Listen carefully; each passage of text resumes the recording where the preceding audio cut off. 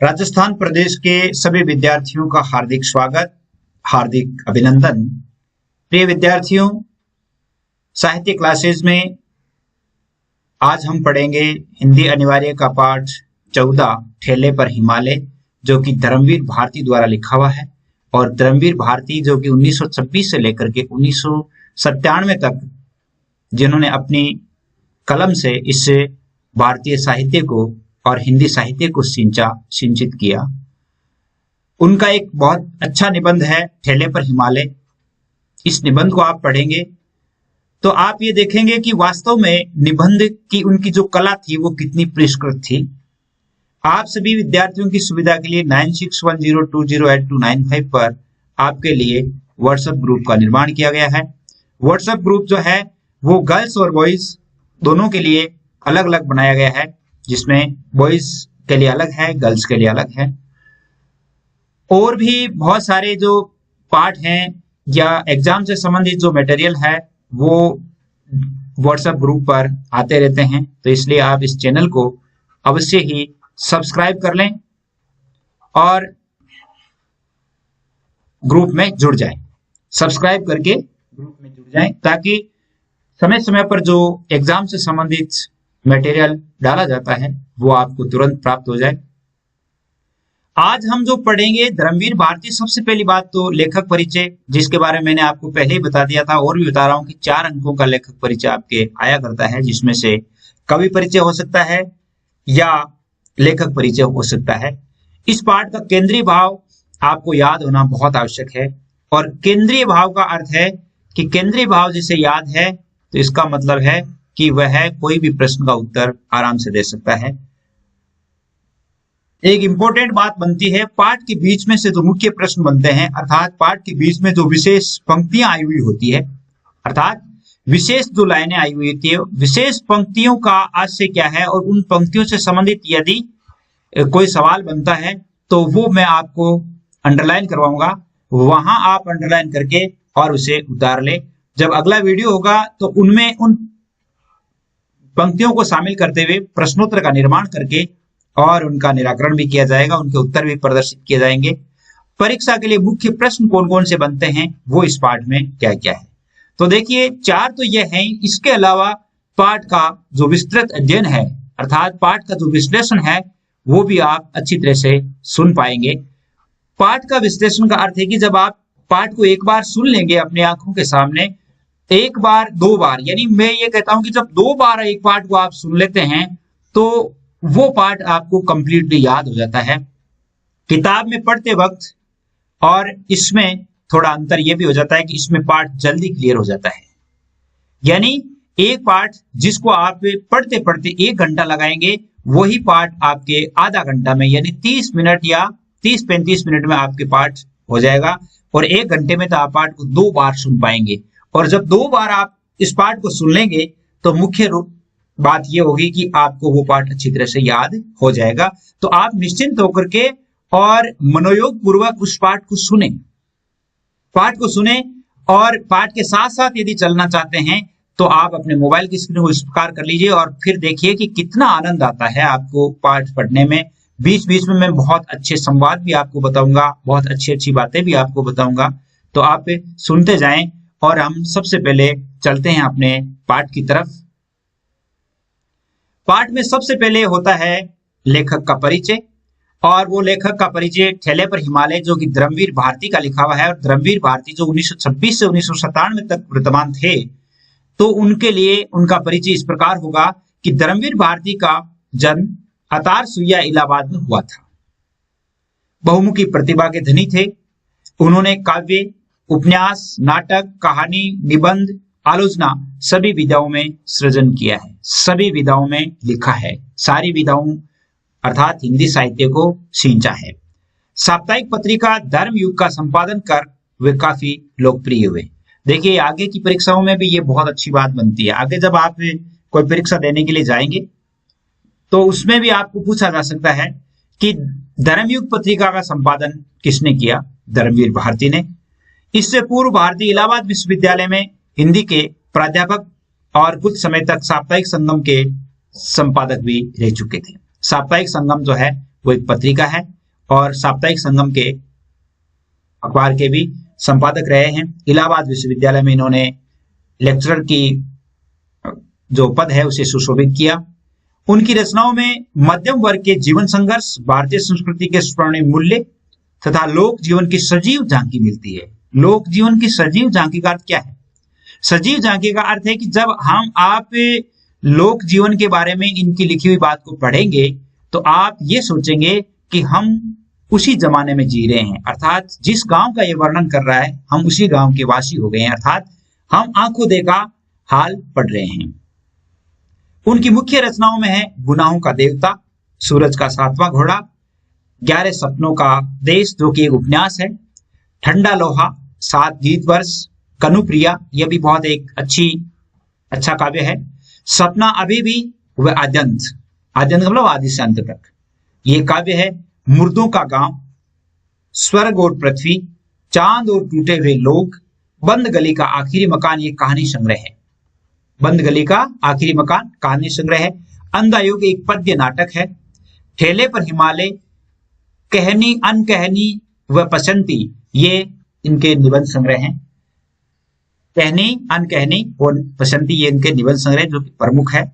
इनके अतिरिक्त इन्होंने रेखा चित्र भी लिखा, आलोचना भी लिखी, एकांकी भी लिखा, नाटक, संस्मरण, यात्रा विवरण, इन सभी के बारे में उल्लेखनीय सृजन कर पाठकों का दिल जीता है। अब देखिए इनमें यहाँ पर आपके रेखा चित्र, एकांकी आपके हिंदी साहित्य में, अगर किसी के हिंदी साहित्य हो तो हिंदी साहित्य में आधुनिक काल जो है, जो जिसमें से 16 अंकों के प्रश्न आपको पूछे जाएंगे, तो उसमें इन सभी का वीडियो बनाया हुआ है। एकांकी क्या है, नाटक क्या है, संस्मरण क्या है, यात्रा क्या है, आलोचना क्या है, ये सारे के सारे वीडियो अच्छी तरह से बनाए हुए हैं, आप वहां से देख सकते हैं। ये था इसका लेखक का परिचय। अब हम देखते हैं कि पाठ का केंद्रीय भाव क्या, आखिर ये ठेले पर हिमालय है क्या? ठेला तो आप जानते ही हैं और हिमालय बहुत बड़ा होता है। अब हिमालय जो है वो ठेले पर कैसे आ सकता है? देखिए इस पाठ के बारे में कि ये जो निबंध है ठेले पर हिमालय में, लेखक ने कौसानी गांव के पर्वतीय क्षेत्र में हिमालय की प्राकृतिक छटा, शांति, स्तब्धता, बर्फीली चोटियों के नैसर्गिक सौंदर्य का मनोहारी वर्णन किया है। कौसानी गांव है और वो कौसानी गांव पर्वतीय क्षेत्रों में बसा हुआ है और एक यूं कह सकते हैं कि दर्शनीय स्थल है। वहां की प्राकृतिक छटा, सुंदरता कैसी है, वहां प्राकृतिक छटा में जब जाते हैं तो कितनी शांति मिलती है और किस प्रकार की भूमि अर्थात वातावरण की स्तब्धता है, अर्थात वातावरण एक साथ एकदम ठहर सा गया है और वहां की बर्फीली चोटियां और वहां का जो प्राकृतिक सौंदर्य है वो मन को हरण करने वाला है, मन को जीतने वाला है, तो उसका वर्णन इन्होंने किया है। और सोमेश्वर घाटी में बसा कौसानी गांव हमें स्विट्जरलैंड का आभास कराता है, स्विट्जरलैंड जिसे धरती का स्वर्ग भी कहते हैं, यानी उस देश की याद दिलाता है। ठेले पर लदी बर्फ की सिल्लियां देखकर कवि के स्मृति पटल में कौसानी का वह स्वर्णिम सौंदर्य सजीव हो उठता है। देखिए ये इसकी शुरुआत कहां से होती है, लेखक बैठा है और कहीं से भ्रमण करके आया है और वहां पर क्या है कि बैठे बैठे उसने एक ठेले पर बर्फ की सिल्लियां देखी। बर्फ की सिल्लियां देख करके देखते ही उसे याद आ गया कि ये बर्फ कहाँ का है और बर्फ का नाम याद आते ही किसका नाम याद आता है यानी हिमालय का। हिम प्लस आलय यानी हिमालय का। और उन्होंने कहा कि देखिए हिमालय जो है वो ठेले पर लदा हुआ जा रहा है और यहीं से उनका शीर्षक गढ़ा गया और शीर्षक शुरू हुआ। फिर उन्होंने किस प्रकार अपनी यात्रा का वर्णन किया है उसका वर्णन हम मूल पाठ में देखेंगे। और जिसमें बादलों के बीच नीले आकाश की चांदनी भरी रातें, केसरमय होता घाटी की संध्या और बर्फानी दिवस समस्त शाप, ताप, संघर्ष और अंतर्द्वंद से मुक्त करने वाले होते हैं। बर्फानी दिवस जो है सारे किसी प्रकार का ऐसा नहीं लगता कि मैं कहीं बीमार हूं या मुझे तीनों ताप जो प्रताड़ित कर रहे हैं या मेरे जीवन में कोई संघर्ष है या मेरे मन में कोई अंतर्द्वंद चल रहा है, मन ही मन कोई बात है, वो चिंता चल रही है, इन सब से मुक्त करने वाले होते हैं। और निबंध को पढ़ते हुए पाठकों के चित्त में यह सौंदर्य प्रत्यक्ष मूर्तिमान हो उठता है। ये तो इसका यानी ये यूं कह सकते हैं कि सभी प्रश्नों का उत्तर है इसमें है, सारे प्रश्नों का उत्तर इस छोटे से केंद्रीय भाव में है। अब हम देखते हैं इसका मूल पाठ। मूल पाठ देखिए इसका जिसमें ठेले पर हिमालय, खासा दिलचस्प शीर्षक है ना। और यकीन न कीजिए, यकीन कीजिए, इससे बिल्कुल ढूंढना नहीं पड़ा, बैठे बैठे ये मिल गया। अभी कल की बात है, एक पान की दुकान पर मैं अपने एक गुरुजन उपन्यासकार मित्र के साथ खड़ा था। लेखक कह रहा है ये बात कि ठेले पर बर्फ की सिलें लादे हुए बर्फ वाला आया। ठंडे, चिकने और चमकते बर्फ से भाप उड़ रही थी। मेरे मित्र का जन्म स्थान अल्मोड़ा है, जो कि एक पर्वतीय क्षेत्र है। वे क्षण भर उस बर्फ को देखते रहे, उठती हुई भाप में खोए रहे और खोए खोए से बोले, ये बर्फ तो हिमालय की शोभा है, ये बर्फ तो हिमालय की शोभा है। और तत्काल शीर्षक मेरे मन में कौंध गया। ठेले पर हिमालय पाठ का शीर्षक कैसे सूझा? जैसा अपन ने ये 4 लाइनें पढ़ी, इनमें ठेले पर हिमालय पर आपको इसलिए बता रहा हूं कि अगर आप नए कवि हो तो भाई इसे ले जाएं और शीर्षक पर 200-300 पंक्तियां बेडोल बैतूं की लिख डालें, शीर्षक मौजूद है। और अगर नई कविता से नाराज हो, संतुलित गीतकार हो, तो भी गुंजाइश है। इस बर्फ को डांटे, उतर जाओ ऊंचे शिखर पर, बंदरों की तरह क्यों चढ़ बैठे हो। अरे नए कवियों, ठेले पर लदो, पानी की दुकानों पर बिको। तमाम बातें उसी समय मेरे मन में आई और मैंने गुरुजन मित्र को बताई भी। वे हंसे भी, पर मुझे लगा कि वह बर्फ कहीं उनके मन को खरोंच गई है। और ईमान की बात यह है कि जिसने 50 मील दूर से भी बादलों के बीच नीले आकाश में हिमालय की शिखर रेखा को चांद तारों से बात करते देखा है, 50 मील दूर से भी बादलों के बीच नीले आकाश में हिमालय की शिखर रेखा को चांद तारों से बातें करते देखा है। चांदनी में उजली बर्फ को धुंधली हल्के नीले जाल में दूध या समुद्र की तरह मचलते और जगमगाते देखा है। अर्थात बर्फ को कैसा, उजली बर्फ को धुंधली हल्के नीले जाल में, अर्थात हल्का हल्का नीला, और उसमें दूध या समुद्र की तरह जो मचलते हुए, अर्थात हमने चांदनी को इस प्रकार घुले हुए, यानी उस बर्फ में घुले हुए देखा है।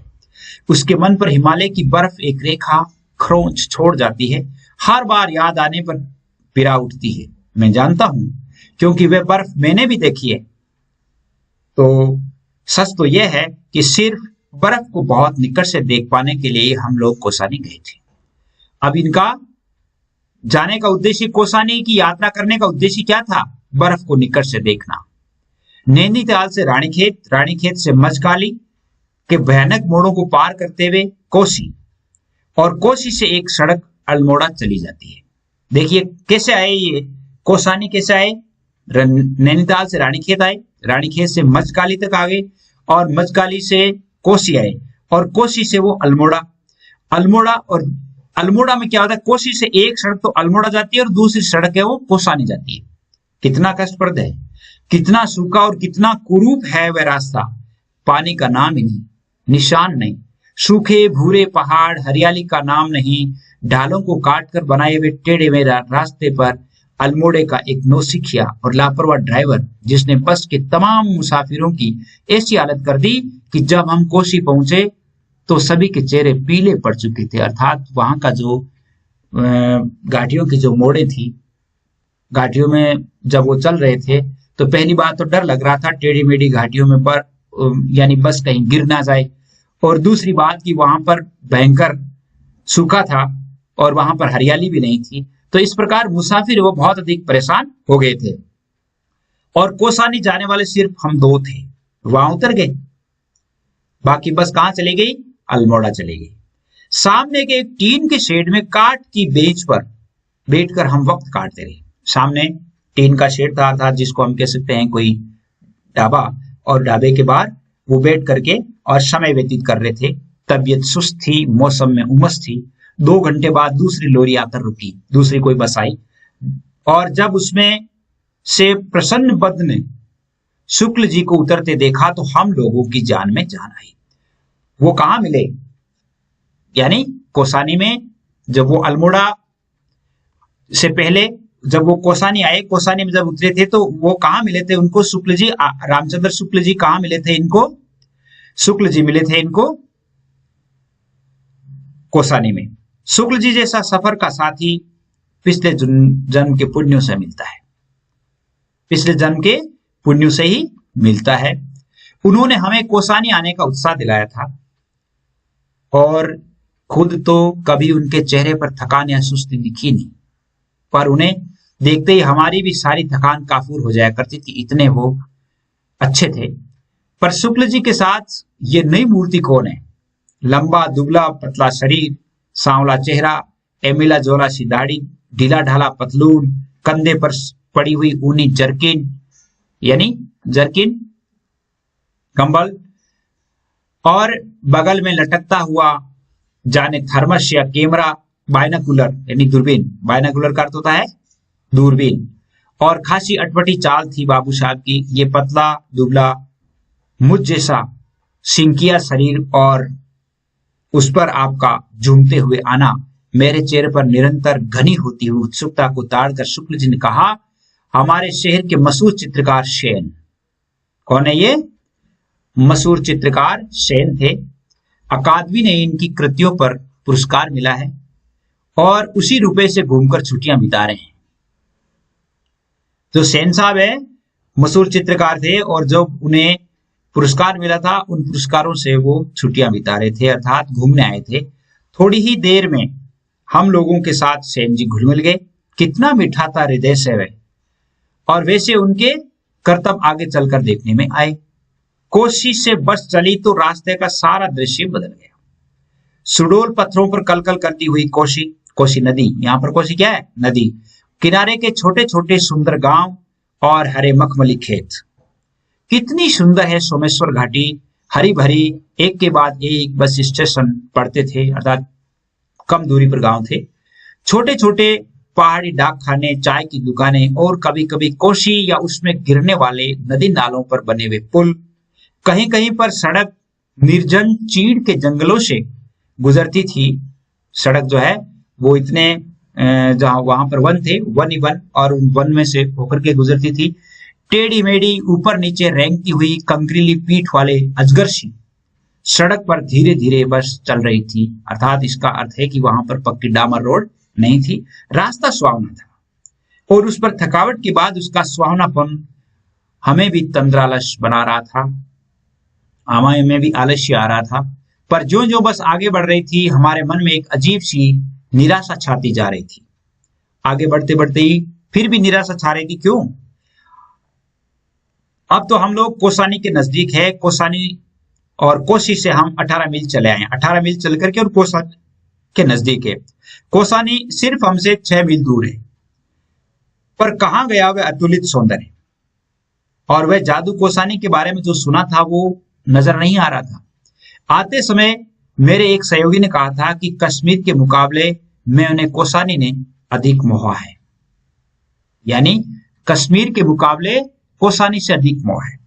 गांधी जी ने यहीं पर अनासक्त योग लिखा था और कहा था कि स्विट्जरलैंड का भी आभास कोसानी में ही होता है। ये किसने बात कही थी? स्विट्जरलैंड का आभास भी कोसानी में ही होता है, ये किसने कहा था? गांधी जी ने। बहुत इंपॉर्टेंट बात है। ये नदी, घाटी, खेत, गांव सुंदर है किंतु प्रशंसा के योग्य तो नहीं है, अर्थात वहां पर थोड़ा उबाऊपन लग रहा था।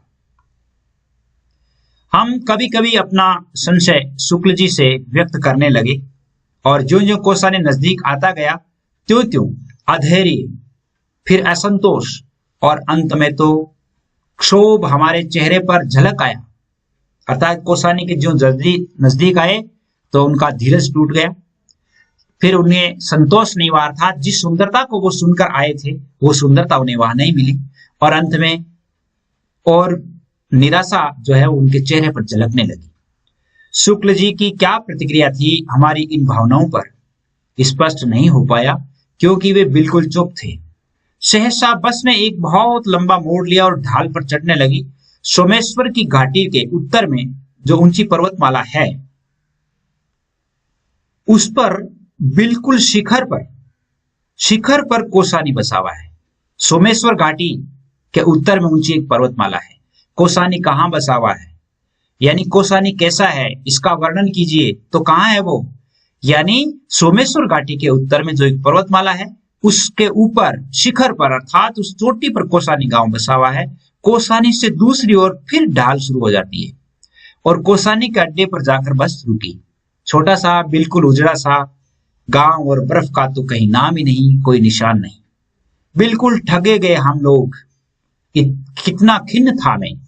बिल्कुल ठगे गए हम लोग, पंक्ति से क्या आशय है, ये इंपॉर्टेंट पंक्ति है। बिल्कुल ठगे गए हम लोग, ऐसा लेखक ने कब और क्यों कहा। ऐसा लेखक ने कब और क्यों कहा। अन्न खाते हुए बस से उतरा कि जहां था वही पत्थर की मूर्ति सा स्तब्ध खड़ा रह गया। कितना अपार सौंदर्य बिखरा था। हम जब बस से नीचे उतरे तब सामने की घाटी है, घाटी में इस कौसानी की पर्वतमाला ने अपने अंचल में ये जो कल्यूर की रंग बिरंगी घाटी छिपा रखी है, कल्यूर की, और इसमें किन्नर और यक्ष ही तो वास करते होंगे, देवता ही वास करते हैं। 50 मील चौड़ी यह घाटी, हरे मखमली कालीनों जैसे खेत और सुंदर गेरों की शिलाएं काटकर बने हुए लाल लाल रास्ते, जिनके किनारे सफेद सफेद पत्थरों की कतार और इधर से उधर आकर आपस में उलझा जाने वाली बेलों की लड़ियां, और लड़ियां जो है वो लड़ियों सी नदियां जो है वो जिस प्रकार कोई बेलें उलझी हुई हो, इस प्रकार नदियां है। अब ये किसका वर्णन कर रहा है? सामने की उस कौसानी पर्वतमाला का, कौसानी ग्राम का। कौसानी ग्राम कैसा है? मन में बेसाख्ता यही आया कि इन बेलों की लड़ियों को उठाकर कलाई में लपेट लूं, आंखों से लगा लूं। अकस्मात हम एक दूसरे लेक में चले आए थे, एक दूसरे लोक में चले आए थे। दूसरा लोक यानी हम ये सोच रहे थे कि ये कोई दूसरा ही लोक है। इतना सुकुमार, इतना सुंदर, इतना सजा हुआ, इतना निष्कलंक कि लगा कि धरती पर तो जूते उतार कर पांव पोंछ कर आगे बढ़ना चाहिए। क्यों? धीरे धीरे मेरी निगाहों ने इस घाटी को पार किया, और जहां ये हरे खेत और नदियां और वन क्षितिज के धुंधलेपन में नीले कोहरे में धुल जाते थे, वहीं पर कुछ छोटे पर्वतों का आभास उनका अनुभव किया। उसके बाद बादल थे, फिर कुछ नहीं। कुछ देर उन बादलों में निगाह भटकती रही कि अकस्मात फिर एक हल्का सा विस्मय सा धक्का मन को लगा। कौन सा?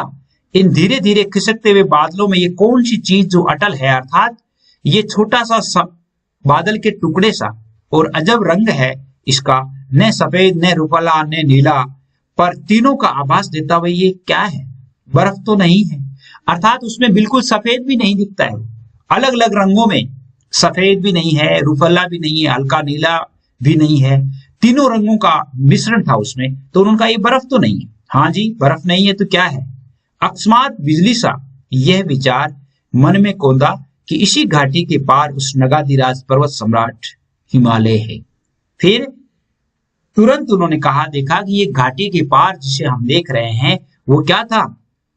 पर्वत सम्राट हिमालय पर्वत। और इन बादलों ने उसे ढक रखा है। वैसे वह क्या सामने है? उसका एक छोटा सा बाल स्वभाव वाला शिखर बादलों की खिड़की में से झांक रहा है। मैं हर्षातिरेक से चीख उठा, बर्फ! वह देखो! शुक्ल जी, सेन सभी ने देखा, पर अकस्मात वे फिर लुप्त हो गया। लगा उसे बाल शिखर जान किसी ने अंदर खींच लिया। खिड़की से झांक रहा है, कहीं गिर न पड़े। पर उस क्षण के हिम दर्शन ने हमें जाने क्या भर दिया हमें। सारी खिन्नता, निराशा, थकावट सब छूमंतर हो गई। यानी छोटे बादल को देख करके, और लेखक ने उसका वर्णन किस प्रकार किया है। छोटे सा जो बादल का टुकड़ा था, बर्फ का टुकड़ा था, उसे देख करके कैसा वर्णन किया है। अब हम सब आकुल हो उठे, अभी ये बादल छूट जाएंगे, छंट जाएंगे, फिर हिमालय हमारे सामने खड़ा होगा निरावृत होकर के। निरावृत का मतलब होता है कि जिससे जो किसी से ढका हुआ नहीं हो। असीम सौंदर्य राशि हमारे सामने अभी अभी अपना घूंघट धीरे से खिसका देगी। और तब सचमुच मेरा दिल बुरी तरह धड़क रहा था। शुक्ल जी शांत थे, केवल मेरी ओर देखकर कभी कभी मुस्कुरा देते थे। जिसका अभिप्राय था, इतने अधीर थे, कौसानी आया भी नहीं और मुंह लटका लिया।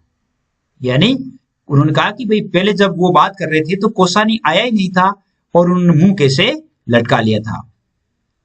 अब समझे यहाँ का जादू। डाक बंगले के खानसामे में ने बिताया। क्या बताया कि आप लोग बड़े खुशकिस्मत है साहब, 14 टूरिस्ट आकर हफ्ते भर पड़े रहे और बर्फ नहीं दिखी। 14 टूरिस्ट, यहाँ पहले टूरिस्ट मतलब पर्यटक, टूरिस्ट का मतलब क्या है, पर्यटक।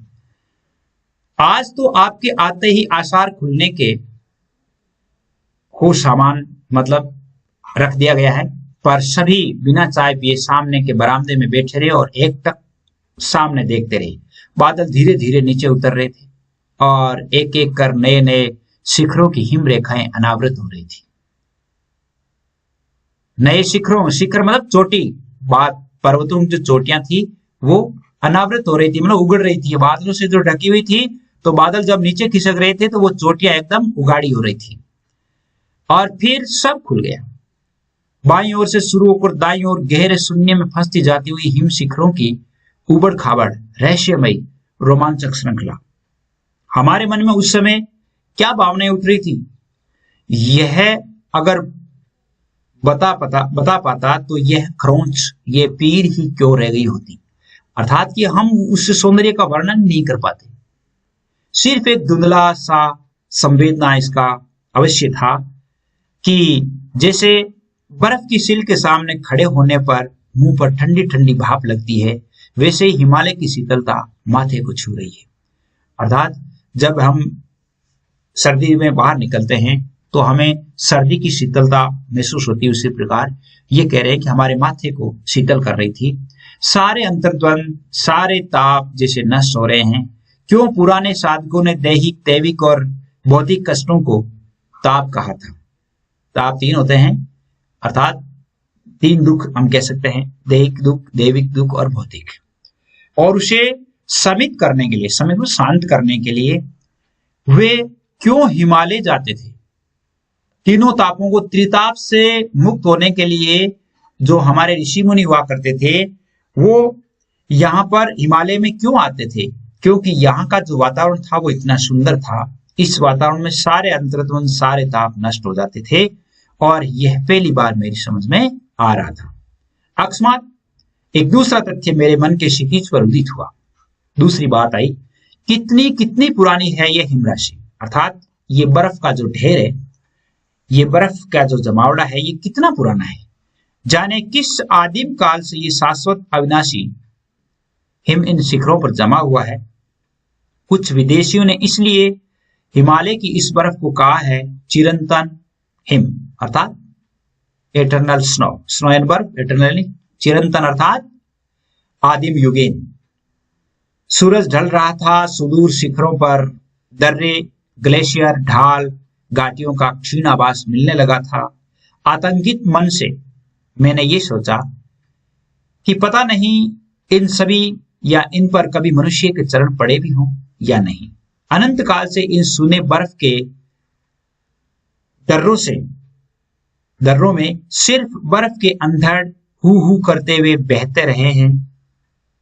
या सूरज डूबने लगा, धीरे धीरे ग्लेशियरों में पिघली केसर बहने लगी।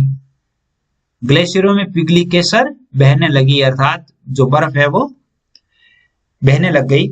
बर्फ कमल के लाल फूलों में बदलने लगी। घाटियां गहरी पीली हो गई। अंधेरा होने लगा तो हम उठे और मुंह हाथ धोने और चाय पीने में लगे। सब चुपचाप थे, क्योंकि एक दूसरे को बोलने की जरूरत ही नहीं थी। एक दूसरा किसी से बात नहीं कर पा रहा था, सीधे प्रकृति से जुड़े हुए थे। गुमसुम, जैसे सबका कुछ छिन गया हो। शायद सबको कुछ न कुछ ऐसा मिल गया हो जिसे अंदर ही अंदर सहजने में आत्मलीन हो या डूब गए हो वहां जाकर के। और वो कितने अच्छे, कितने तल्लीन हो गए थे। थोड़ी देर में चांद निकल रहा था और हम फिर बाहर निकले। इस बार सब शांत था, जैसे हिम सो रहा हो। मैं थोड़ा अलग आराम कुर्सी खींचकर बैठ गया और यह मेरा मन इतना कल्पनाहीन क्यों होया है। इसी हिमालय को देखकर किसने कहा है, क्या क्या नहीं लिखा है। ये मेरा मन है कि एक कविता तो दूर, पंक्ति और एक शब्द भी नहीं जानता, पर कुछ नहीं, ये सब कितना छोटा लग रहा है इस हिम सम्राट के समक्ष। धीरे धीरे लगा कि मन के अंदर भी बादल थे जो ऊँट रहे हैं। यानी यहाँ पर एक प्रश्न बन जाता है कि लेखक हिमालय के बारे में एक पंक्तियां अर्थात वो कल्पनाहीन क्यों हो गया था। कल्पनाहीन इसलिए हो गया था क्योंकि वह प्रकृति से जुड़ गया था और वहां पर उनका मन सिर्फ और सिर्फ कल्पना में नहीं खो करके और वर्तमान और वास्तविकता में खो चुका था, वास्तविक सुंदरता को निहार रहा था, इसलिए कल्पना का वहां पर कोई मूल्य नहीं था। कुछ ऐसा उभर रहा है जो इन शिखरों की ही प्रकृति का है, कुछ ऐसा जो इसी ऊंचाई पर उठने की चेष्टा कर रहा है ताकि इनसे इन्हीं के स्तर पर मिल सके। और ये हिमालय बड़े भाई की तरह ऊपर चढ़ गया है और मुझे छोटे भाई को नीचे खड़ा हुआ कुंठित और लज्जित देखकर थोड़ा उत्साहित भी कर रहा है, स्नेह भरी चुनौती भी दे रहा है। हिम्मत है, ऊंचे उठोगे? और सहसा सन्नाटा तोड़कर सेन रविंद्र की कोई पंक्ति गा उठा, जैसे तंद्रा टूट गई है और हम सक्रिय हो उठे, अदम्य शक्ति उल्लास आनंद जैसे हम में छलक पड़ रहा था। सबसे अधिक खुश था सेन, बच्चों की तरह चंचल चिड़ियों की तरह चहकता हुआ बोला, भाई साहब हम तो वंडर स्ट्रक है। वंडर स्ट्रक मतलब अवाक, बोल ही नहीं पाते कि ये भगवान का क्या क्या करतूत इस हिमालय में होता है। इस पर हमारी हंसी मुश्किल से ठंडी हो पाई थी कि अकस्मात वे शीर्षासन करने लग गया। वहां पर शीर्षासन किसने किया? सेन साहब ने। और पूछा गया तो बोला, हम नए पर्सपेक्टिव से हिमालय को देखेंगे, यानी हम नए अंदाज से हिमालय को देखेंगे। बाद में मालूम हुआ कि वह बंबई की अत्याधुनिक चित्र शैली से थोड़ा नाराज है और कहने लगा, सब जीनियस लोग, सज्जन लोग शरीर का बल होकर दुनिया को देखता है, इसी से हम भी शरीर का बल हिमालय को देखता है। दूसरे दिन घाटी में उतरकर 12 मील चलकर हम बैजनाथ पहुंच गए, जहां गोमती नदी बहती है। गोमती की उज्जवल जलराशि में हिमालय की बर्फीली चोटियों की छाया तैर रही थी। पता नहीं उन शिखरों पर कब पहुंचूं। उस पर जल में तैरते हुए हिमालय से भी भरकर भेटा और उसमें डूबा रहा, अर्थात मैं वहां नहाया। आज भी उसकी याद आती है तो मन पीरा उठता है। और कल ठेले के बर्फ को देखकर वे मेरे मित्र उपन्यासकार जिस तरह स्मृतियों में डूब गए, उसी तरह मैं उस दर्द को समझता हूँ। जब ठेले पर हिमालय की बात कहकर हंसता हूँ तो वे दर्द को बुलाने का ही बहाना है। वे बर्फ की ऊंचाइयां बार बार बुलाती है और हम हैं चौराहे पर खड़े, ठेले पर लदकर निकलने वाली बर्फ को देखकर मन बहला लेते हैं। किसी ऐसे ही क्षण में ऐसी ही ठेलों पर लदे हिमालय से घिरकर ही तो तुलसी ने नहीं कहा था, कब हो यहीं रहने रहोगे, अर्थात यहाँ पर कितने दिन रहेंगे। मैं क्या कभी भी यहाँ रह सकूंगा वास्तविक हिम शिखरों की ऊंचाइयों पर? और तब मन में आता है कि फिर हिमालय को किसी के साथ संदेश भेज दूं। नहीं बंधु, आऊंगा, फिर मैं लौट लौट कर वहीं आऊंगा। उन्हीं ऊंचाइयों पर तो मेरा वास है और वहीं मेरा मन रमता है। मैं करूं तो क्या करूं। कितना सुंदर पाठ है, यानी हिमालय की सुंदरता का बहुत अच्छा वर्णन इन्होंने किया है। देखिए, इसमें एक नंबर का प्रश्न या 2 नंबर का प्रश्न आ सकता है कि लेखक ने किससे मिलने पर यह कहा कि उन जैसा साथी तो सफर में पिछले जन्म के पुण्यों से ही मिलता है। लेखक ने किससे मिलने पर यह कहा था? त्रिताप कौन कौन से होते हैं, जिसके बारे में अभी बताया ही है, दैहिक, देवीय और भौतिक। ये 3 ताप होते हैं और तीनों ताप जो है हिमालय की प्रकृति में, हिमालय की गोद में जाने पर यानी इनसे व्यक्ति मुक्त हो जाता है। हिमालय की शीतलता से वे कैसे दूर हो गए? बहुत इंपॉर्टेंट प्रश्न है ये। कोसानी ग्राम में डूबते सूरज का सौंदर्य बहुत आकर्षक था, इसकी विवेचना करनी है। देखिए, एक प्रश्न जो बनता है, बिल्कुल ठगे से रह गए हम लोग, लेखक ने ऐसा कब और क्यों कहा? कब और क्यों कहा?